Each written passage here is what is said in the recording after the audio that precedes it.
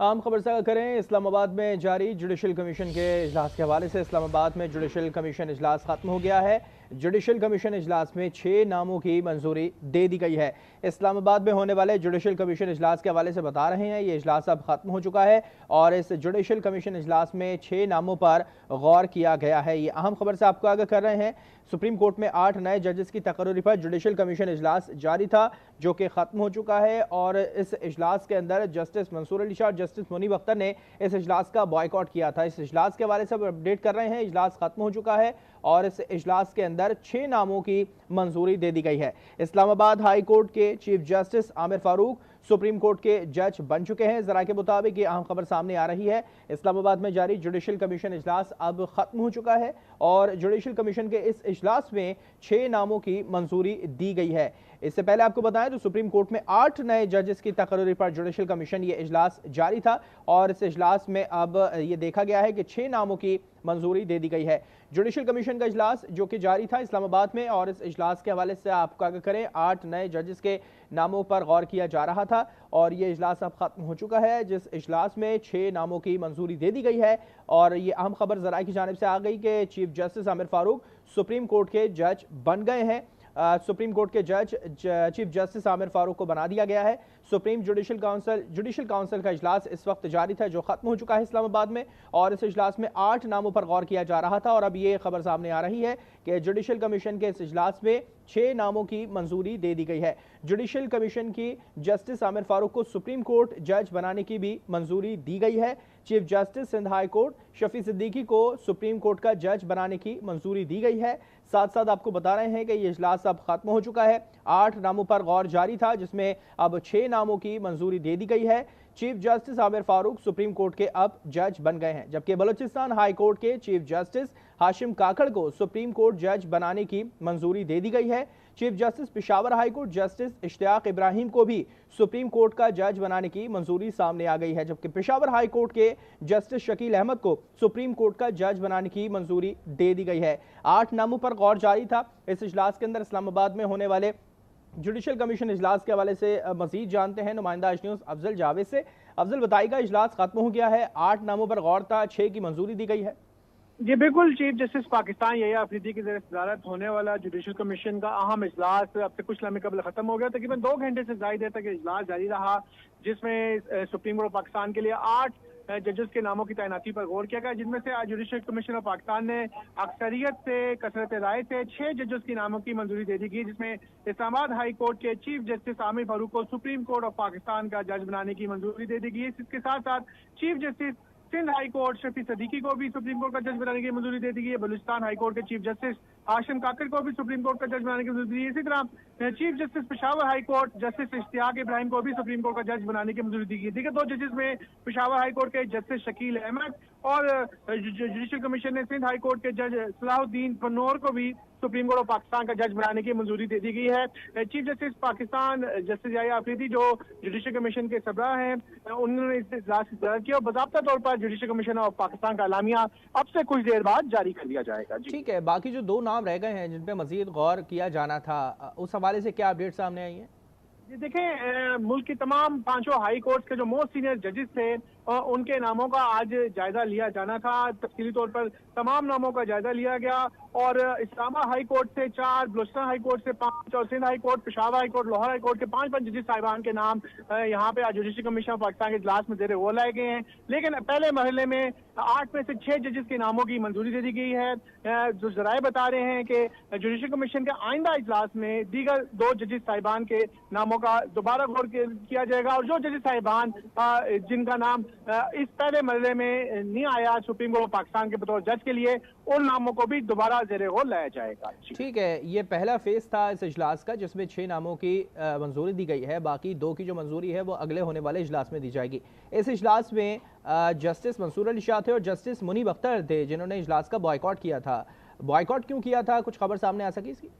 जी बिल्कुल, इस judicial commission Pakistan के जो 2 सीनियर मेंबरान, खासतौर पर सुप्रीम कोर्ट पाकिस्तान के मोस्ट सीनियर जज जस्टिस मंसूर शाह, जस्टिस मुनीब अख्तर ने आज जब इजलास शुरू हुआ तो एक मौका अख्तियार किया था कि सुप्रीम कोर्ट पाकिस्तान के 4 मोअज़्ज़िज़ जजेस साहिबान की जानिब से आज का इजलास मौखर करने के मामले की जो है वो इस हवाले से बाकायदा तौर पर जुडिशल कमीशन पाकिस्तान के सरबराह हैं यही अफरीदी, उनको खत भी लिखा गया और आज मामला दोबारा भी टेकअप किया गया कि जब तक इन तमाम 26वें आईनी तरमीम के हवाले से ज़ेर-ए-इल्तवा जो दरखास्तें हैं और जजेस की स्टैंडर्ड लिस्ट के जो मामलात हैं वो ना तय कर लिए जाए, तब तक सुप्रीम कोर्ट और पाकिस्तान में जजेस की तैनाती का मामला मौखर कर दिया जाए।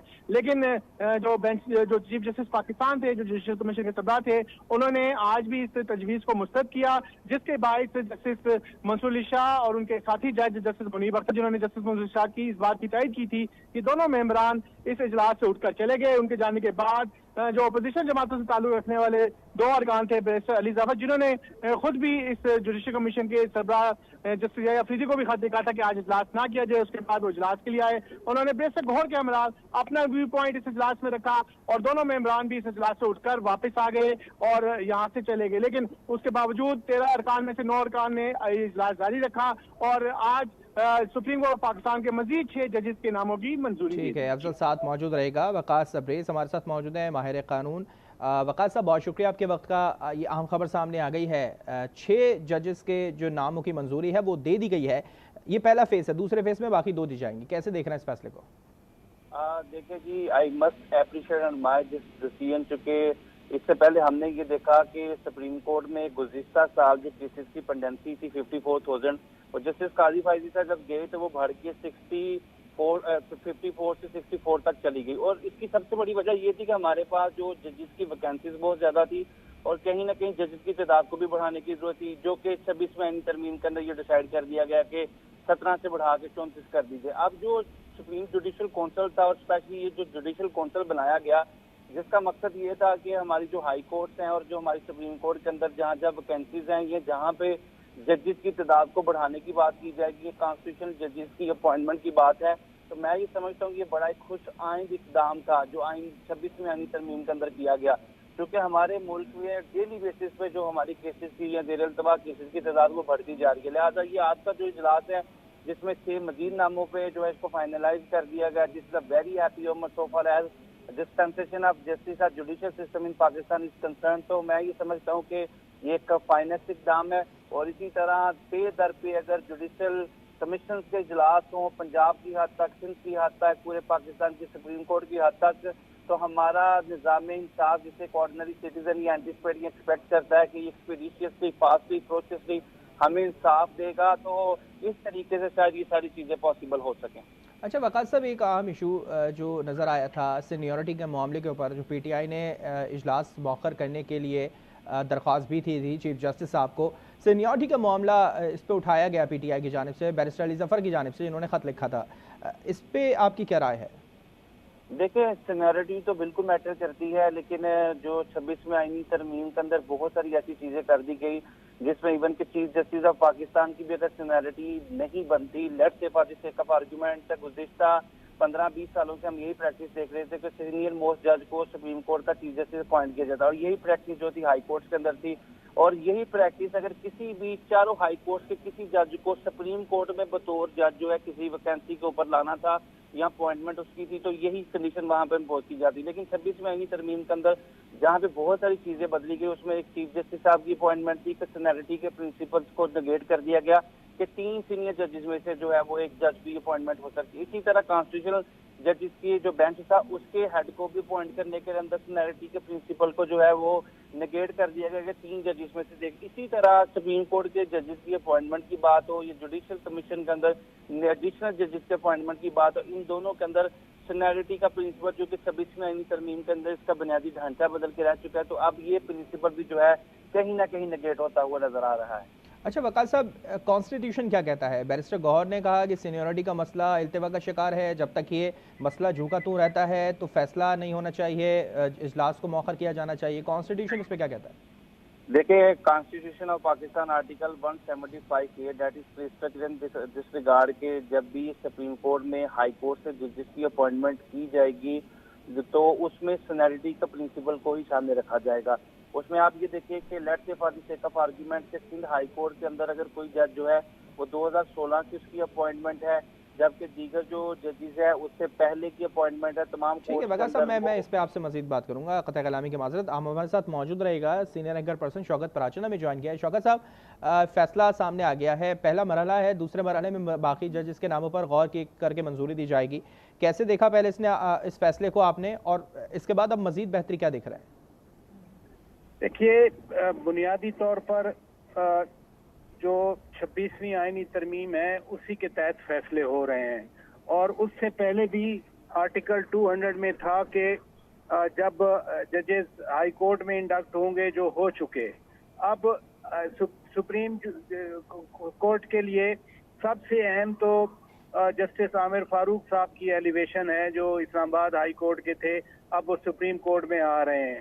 आज जो तनाज़ा भी हुआ वो भी मोर और लेस इसी पोजीशन पे था, क्योंकि अब जबकि जस्टिस आमिर फारूक साहब आ गए सुप्रीम कोर्ट में, तो इस्लामाबाद हाई कोर्ट में फिर जस्टिस डोगर साहब बनेंगे जो लाहौर से आए हैं।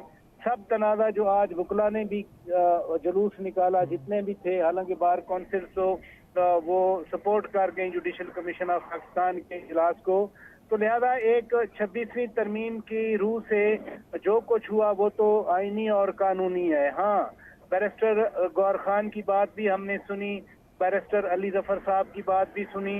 उनका तो यही इसरार था कि जी पहले 26वीं आईनी तरमीम पे फैसला हो तो फिर इंडक्ट किए जाएं, लेकिन इसमें कोई शक नहीं है कि 26वीं तरमीम के साथ अब आइन वही है जो 26वीं तरमीम में प्रोविजंस हैं। उन प्रोविजंस को जब तक पार्लियामेंट खुद नहीं रिपील करती या किसी स्टेज पे सुप्रीम कोर्ट ऑफ पाकिस्तान अगर उन प्रोविजंस को सेट असाइड करती है, फिर तो इस तरह के फैसले को डाउट भी किया जा सकता है, कॉन्टेस्ट भी किया जा सकता है।